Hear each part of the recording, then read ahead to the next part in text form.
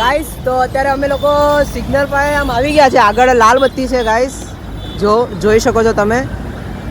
તો હવે અમે આગળ નથી જતા કેમ કે અમે સરકારના નિયમોનું પાલન કરીએ છીએ.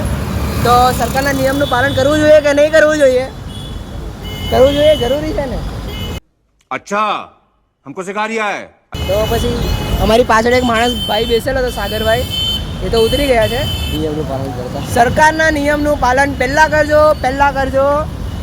अब तू गया बेटा, अब तू गया, देख तेरी औकात मैं दिखाता हूँ तुझे, देख.